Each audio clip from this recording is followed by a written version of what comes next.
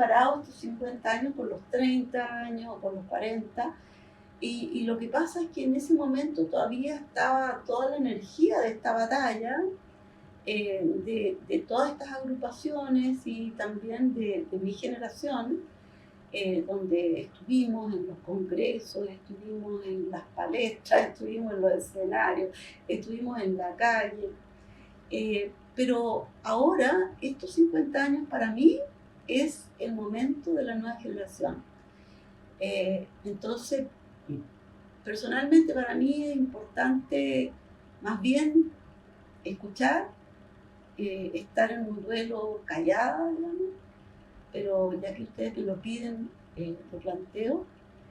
Y eso me preocupa, digamos, hasta qué punto la nueva generación está dispuesta a luchar por el combate, digamos, al golpe civil-militar, y hasta qué punto, digamos, esto se va a mantener en el tiempo como discurso crítico, ¿ya?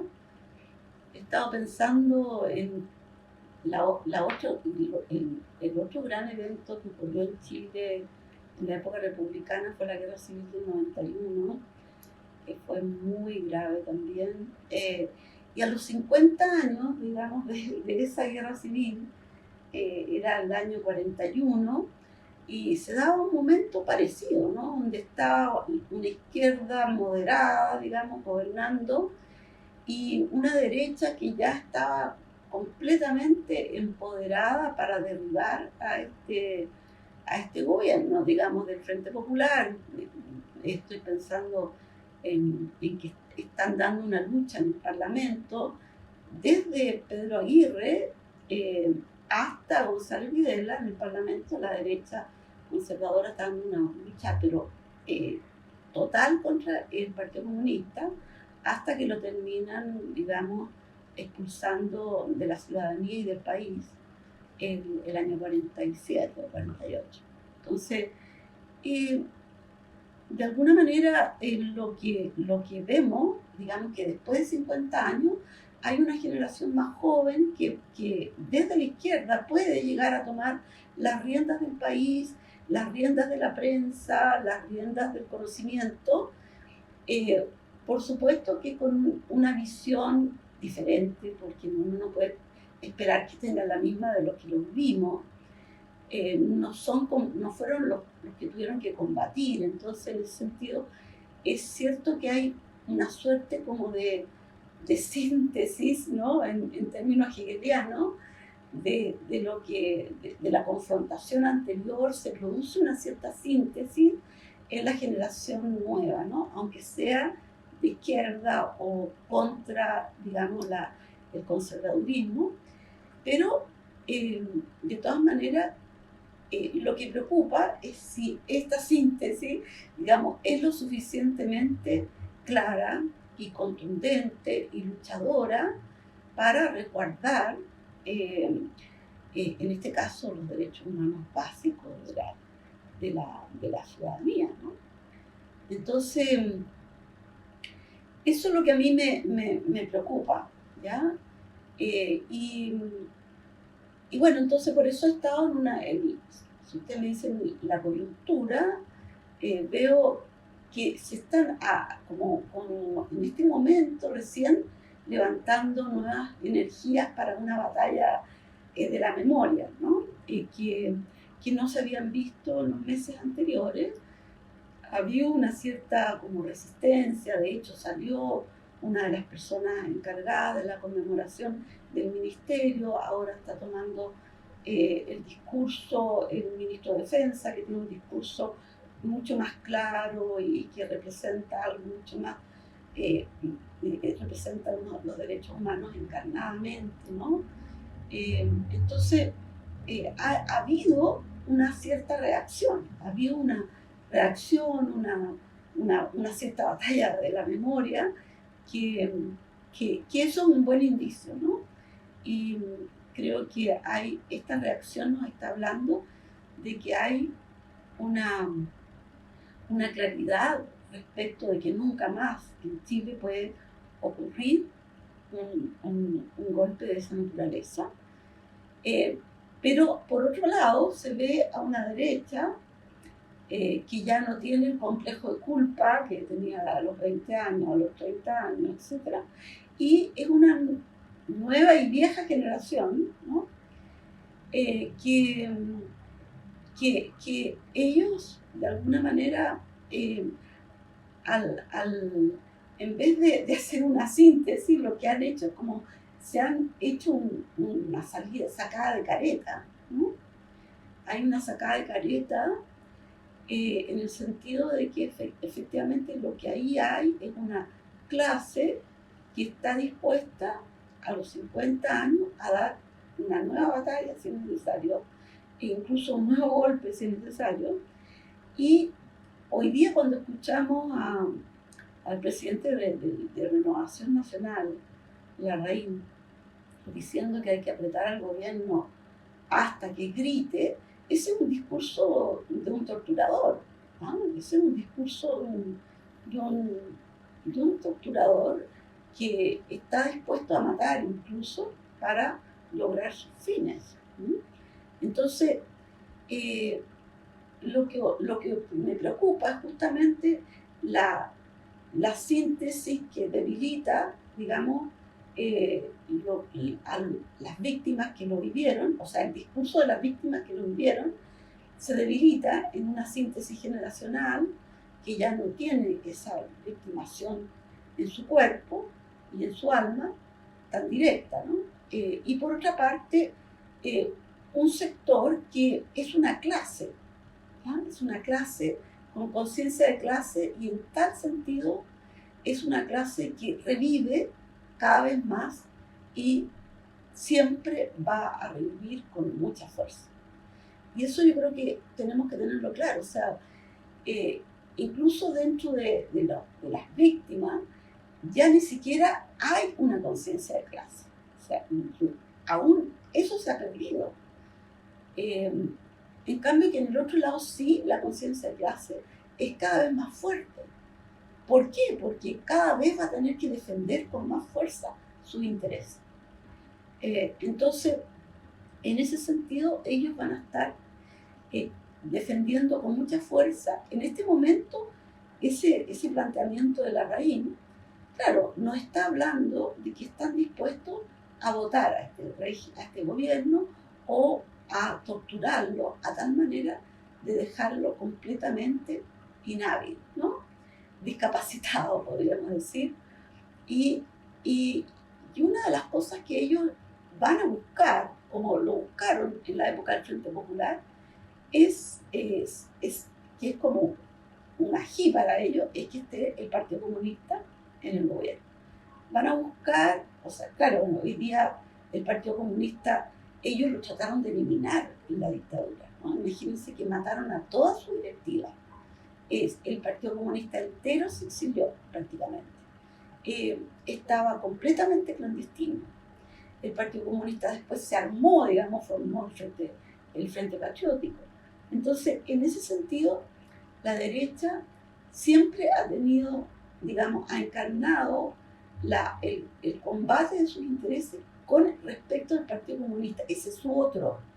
Ya no el Partido Socialista, que lo sienten como ambiguo, ¿no? Pero el Partido Comunista nunca se ha dejado comprar, podríamos decir, entre comillas, y si bien siempre ha tenido un discurso muy institucional, sin embargo siempre ha sido muy anticlase, tienen conciencia de clase, un partido con conciencia de clase, un partido que nació como un partido de clase y que mantiene, digamos, a su otro claramente identificado. Entonces, no van a descansar hasta no sacar a Vallejo, que representa el Partido Comunista en el gobierno.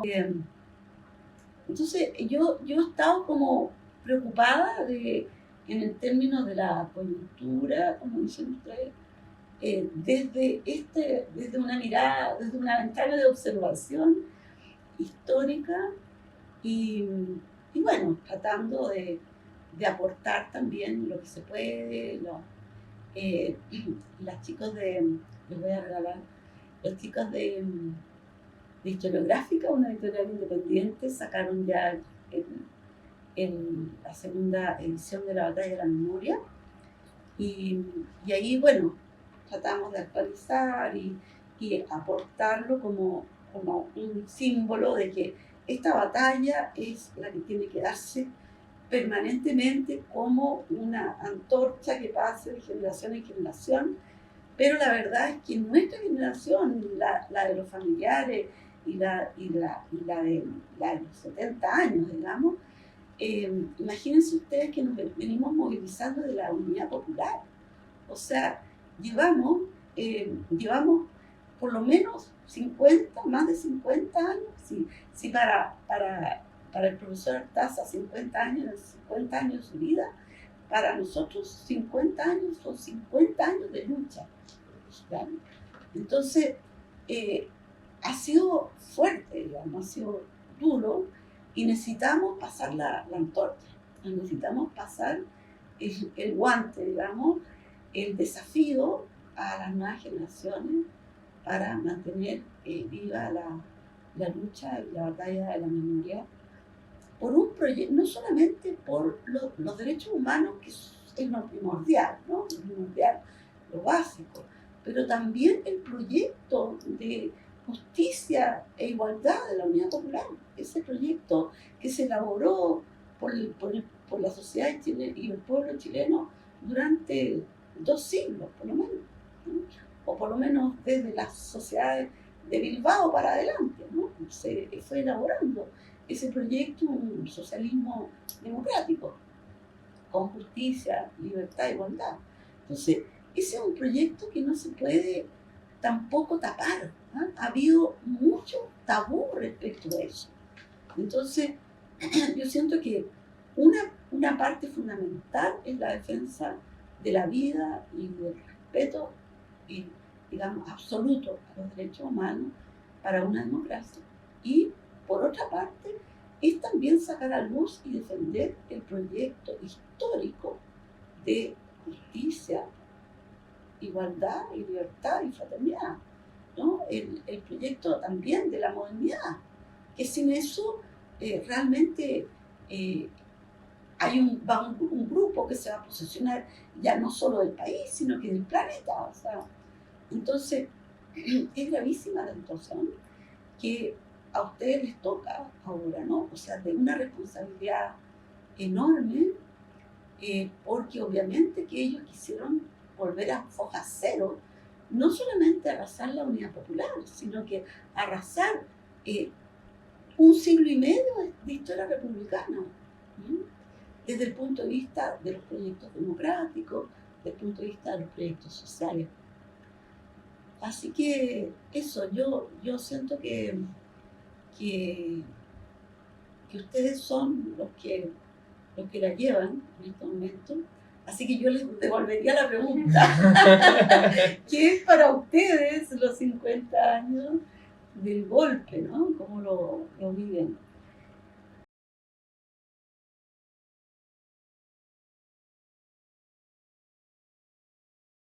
Creo que los historiadores son los únicos que pueden romper el tabú de el proyecto democrático de la Unidad Popular. Hay que historizar profundamente ese proyecto con todas las herramientas y la perspectiva que sabemos hacer los historiadores. Y yo creo que la perspectiva a largo plazo de ese proyecto, como te decía, era la sociedad de la igualdad, ¿eh? Chile, digamos, hasta la Unidad Popular, pero también el proceso, digamos, del siglo XX, que es un siglo donde desde un comienzo y desde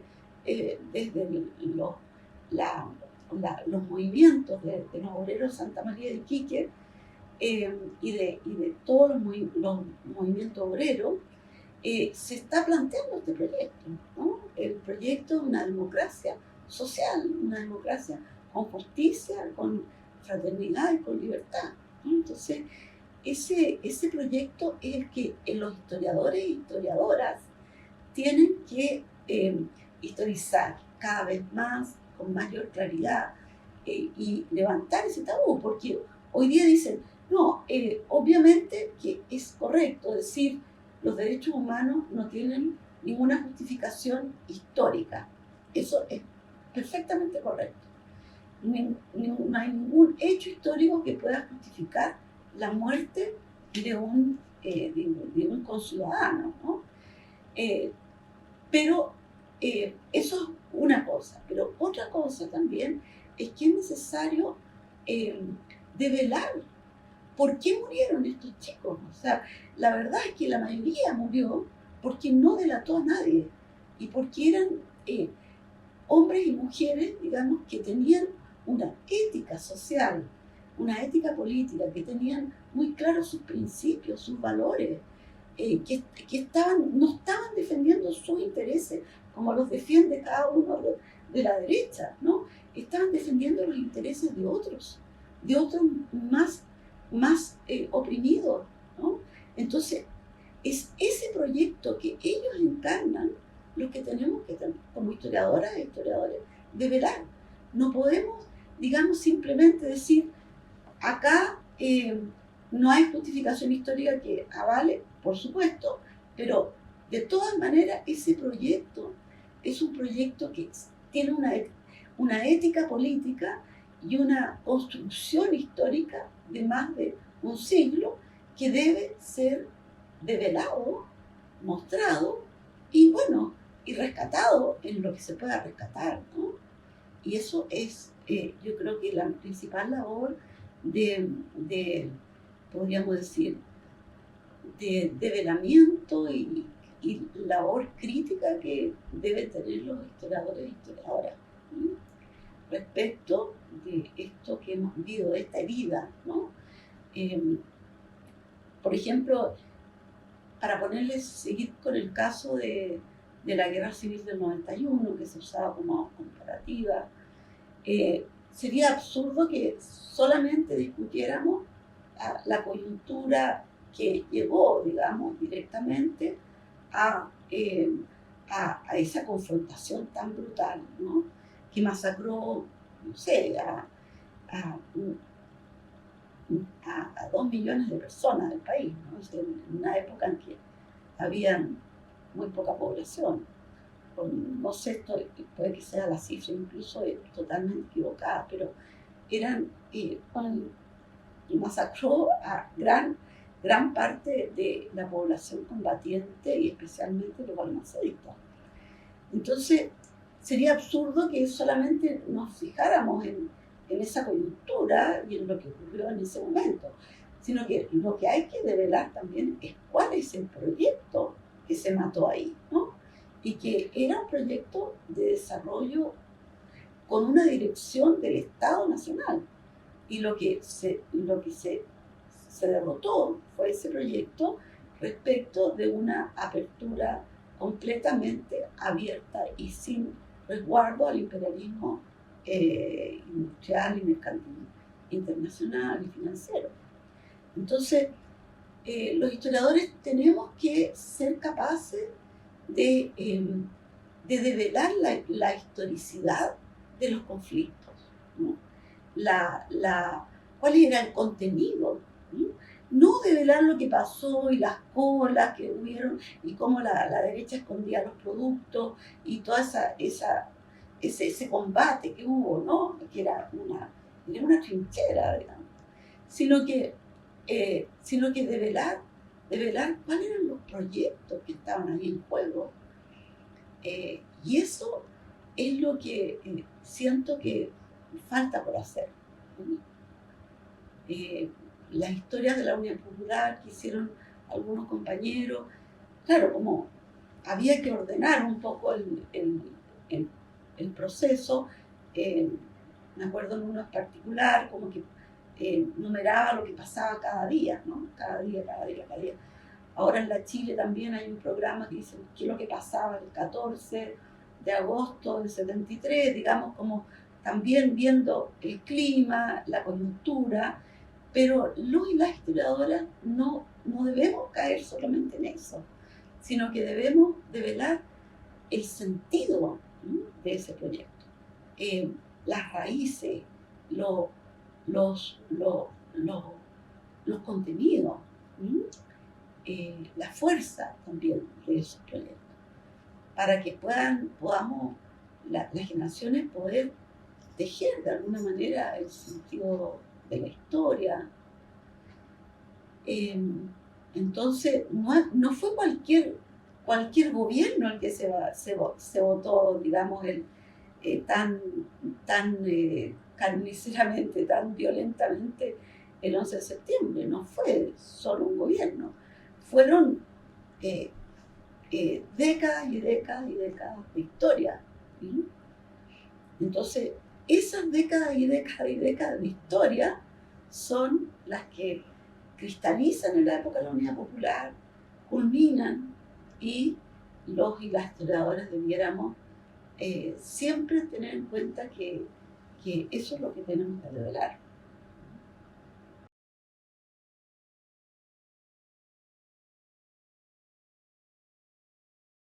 Son 50 años de lucha. Yo entré a la universidad en el 68, cuando ya recién se habían producido las tomas y venían todas las reformas y ya venía agudizándose el- el- digamos, la política hacia, digamos, una reforma estructural, reformas más estructurales, pero que ya se habían desencadenado. O sea, en la época de Frei, la reforma agraria ya está aprobada, en camino, las reformas también del cobre habían dado un primer paso estratégico, los pobladores estaban organizados, estaba la sociedad enteramente movilizada y militante. Entonces yo me incorporé a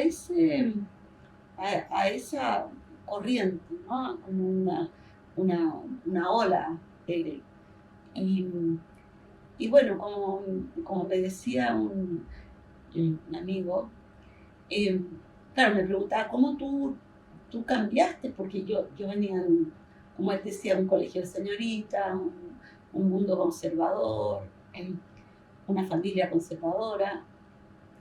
¿Cómo pudiste hacer un vuelco de la música? Claro, era tan grande la ola, pero yo tuve como tres, como que me metí en una pirámide que me permitió hacer un cambio, ¿no? Que era, por una parte, en Historia de la Católica, donde entré a estudiar pedagogía, se generó ahí esos años con el rector Castillo Velasco, eh, un departamento de Historia Económica y Social con teoría marxista, digamos, que era la clave. Y ahí estaba mi maestro, que fue Selpa Tasadurian. Y por otra parte, yo era cristiana, entonces entré a la parroquia universitaria, que también estaba conectada con la católica, y ahí imperaba la teología de la liberación, que era una teología que buscaba articular el socialismo con el cristianismo. Y por otra parte, en la escuela vecina de historia, que era sociología, donde los profesores de la historia económica y social hacían clases en sociología, y nosotros como ayudantes íbamos a esas clases también. Allá, ahí en sociología se fundó el MAPU, donde estaba, digamos, Tomás Julián, Manuel Antonio Garretón y otros más. Entonces, en el fondo, tuvimos el aspecto teórico, digamos, espiritual y político, estaba ahí al alcance de la mano, digamos. Entonces, eso yo creo que estaba pasando en muchas partes, es decir, que habían una suerte como de un motor de la historia donde podíamos todos incorporarnos a un proceso de cambio si es que éramos capaces de abrir nuestras miradas y nuestras mentes y nuestros corazones a eh, la historia social de América Latina y de esa época. Entonces, desde el punto de vista personal, sin duda que es un recuerdo de toda esa lucha que se dio, eh, de toda esa esperanza que tuvimos, de toda esa juventud que entregamos, porque la verdad es que nosotros nos entregamos 100%, o sea, no, no, no teníamos una vida, digamos, ni propia, ni familiar, ni nada, sino que fue una entrega total esos 3 años, y después los años que siguieron también fue una entrega de las vidas también, porque incluso yo diría que la primera como rebelión que tuvimos era cuando el MAPU, en un momento de clandestinidad, que había perdido todas sus directivas, etcétera, y Montes está a cargo un poco, pero estaba clandestino, nos pidieron a los más jóvenes que nos hiciéramos cargo de las comunicaciones, etcétera, pero empezaron a exigirnos romper nuestras parejas, o sea, separarnos de nuestras parejas, ya no podíamos tener contactos, entonces realmente yo dije, esto era lo que hacíamos. En ese momento ya no lo quisimos hacer, porque ya eran los años, ya habían pasado muchos dolores y muchas cosas, y no queríamos seguir sufriendo, pero la verdad es que decían, es que hasta ese momento, o sea, durante por lo menos 15 años, entregamos todas nuestras vidas, incluso las vidas personales. Entonces, es un recuerdo de una vida de lucha. Yo era muy joven, pero hacía lo que podía, estábamos en todas. Incluso nos fuimos a vivir en una población, a mí el golpe me tocó en la granja, de allá tuvimos que salir con un grupo, era una comunidad cristiana de izquierda que se fue a vivir a la granja. Eh, y bueno, allá trabajábamos, digamos, ¿no? Haciendo, tomando conciencia. Uno de nosotros trabajaba en el consultorio, después en el hospital, y teníamos todos trabajábamos en organizaciones populares de la granja. Entonces vivíamos con pobreza, con muchas necesidades y todo. Vivíamos lo que vivía cualquier poblador. Entonces entregamos incluso nuestros orígenes, nuestras comodidades, todo por un, esto se hacía con amor, la verdad que había un amor y había una palabra que articulaba todo esto que era el compañero y compañera. O sea, se igualó la sociedad en esos 3 años, fuimos todos iguales, fuimos todos compañeros, compañeras, todo se hizo con una energía y un compromiso político y amoroso, diría. Y eso es lo que mataron en estos jóvenes que asesinaron, en estos campesinos. Estos campesinos que asesinaron, ellos estaban con una ley de reforma agraria, o sea, fueron a buscarlo a los asentamientos, a asesinarlos. Y ellos estaban por ley ahí, o sea, por ley de la República. Entonces, realmente es una conmemoración dolorosa por los recuerdos, por lo vivido, y un poco preocupante, pero también nunca hay que saber que la esperanza no tiene que seguir viviendo, y por ejemplo esta presencia de ustedes acá interesados por recabar pensamientos sobre estos 50 años, su revista, todo su esfuerzo y su lucha, también es una muy buena y prometedora señal. Entonces, yo creo que las vidas, lo que hemos vivido, eh, va, va a pervivir, digamos, como proyecto, como ideario, sobre todo como ideario, pero, pero sin duda este proyecto eh, siempre va a ser combatido, ¿no? Muy fuertemente por una clase que necesariamente a medida eh, que de alguna manera ve amenazados sus intereses, no solamente por el pueblo en general, sino que por ejemplo, por proyectos ecologistas, ¿no? Que yo creo que es la doctrina más revolucionaria en este momento, porque le pone límites al capitalismo en todas las áreas de su apropiación, ¿no? De la tierra, del planeta, de los recursos, eh, y va a estar cada vez luchando con más fuerza y con sus intereses. Y lo que la derecha siempre está haciendo, si ustedes observan, ella siempre está reeditando su alianza con las Fuerzas Armadas.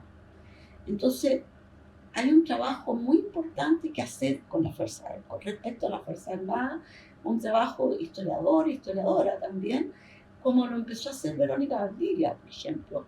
Hay que develar, digamos, el proyecto democrático que puede vivir ahí potencialmente, como el proyecto golpista. O sea, la Verónica, yo decía, Verónica, te admiro, eres tan valiente, estábamos en plena dictadura y ella estudiaba la Fuerza Armada. Nosotros no teníamos piel para eso y ella lo hacía como una generación más joven también. Y yo creo que eso hay que seguirlo haciendo, ¿no? No se puede entregar la Fuerza Armada a una clase. Ellos la toman como si fuera propia, ¿no? Y están todo el rato haciéndoles cariño, sacando leyes que las favorecen, visitándola en los hospitales. Yo sospecho que también algunas de las cosas que les han pasado han sido producidas, ¿no? Para poder sacar esta ley Naim Retamal. En fin, están todo el rato, ahora una reunión prácticamente secreta entre la presidenta del Consejo Constituyente con las fuerzas, con una rama de las Fuerzas Armadas. Entonces, no solamente es una clase, sino que es una clase que se busca apropiar del Estado, apropiar de las Fuerzas Armadas de ese Estado para realizar lo que muy bien dice Marx, para tener siempre a mano su brazo armado de clase, y para poder seguir apropiándose de los recursos naturales y seguir proletarizando a todo el resto de la sociedad. Así que desde las vidas personales, desde la vida personal, yo veo que también este recambio, ¿no? Esta necesidad de un recambio, pero al mismo tiempo veo esta lucha y yo creo que es importante que esta nueva generación se dé cuenta de una generación anterior que luchó por el proyecto y poder de alguna manera develar ese proyecto, ¿no? Desde el punto de vista personal, me encantaría que las generaciones que siguen puedan de alguna manera tener luces acerca de en qué consistió esta lucha, ¿no? De los que cayeron y de los que no cayeron y de los que han seguido luchando hasta el día de hoy. Así que eso.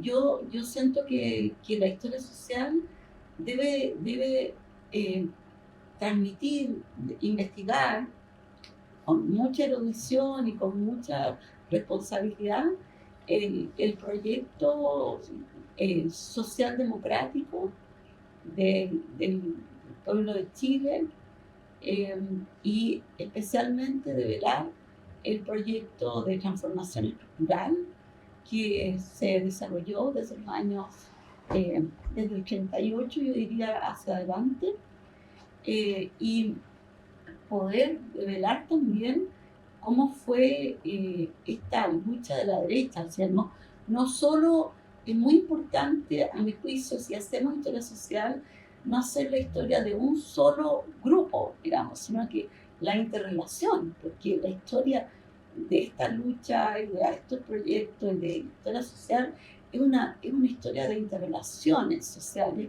en lucha por qué es lo que ha movido la historia, ¿no? Entonces es importante estudiar un determinado periodo, proyectos socialdemocráticos y la resistencia y las luchas que se dieron con las derechas del país y con los patrones y con el otro y las Fuerzas Armadas, digamos, ¿no? Entonces, hay una responsabilidad en este sentido de que este proyecto, de velar este proyecto, como les contaba, que viene de la época de, de, de Bilbao, pero con mucho énfasis en el siglo XX, especialmente desde, desde los años 40, 38, 40, hasta el golpe, pero siempre develando los obstáculos que ha tenido porque aquí se le han puesto a este proyecto, los obstáculos con los que se ha visto la fuerza de izquierda respecto a este proyecto, ¿no? Entonces, por eso que es muy importante, a mi juicio, como definir la historia social desde esa perspectiva dialéctica, ¿sí? Definir la historia social desde esa perspectiva política también, ¿no? Eh, yo escribí ahí en ese texto que voy a regalar un artículo que se llama Sin compartimentos, o sea, la historia social no rompe todos los compartimentos, ¿no? De las historias especializadas, porque es una historia social, o sea, ¿no? Y en ese sentido es de interrelación social, es una historia política, una historia ideológica, es una historia cultural también, ¿no? Entonces, en ese sentido, la responsabilidad como historiadores es metodológica, es política, es también científica, digamos, para hacer una historia muy bien fundada. Y en ese sentido creo que ustedes van a poder seguir, y los felicito por ser un núcleo de historia social, porque realmente van a ser y son un núcleo, ¿no? Y eso significa que el núcleo está vivo, está palpitando, está potenciando la vida de la historia social. Así que les deseo por eso mucha fuerza, mucha energía en los tiempos que a ustedes les va a tocar vivir y trabajar y crear y escribir. Y eso.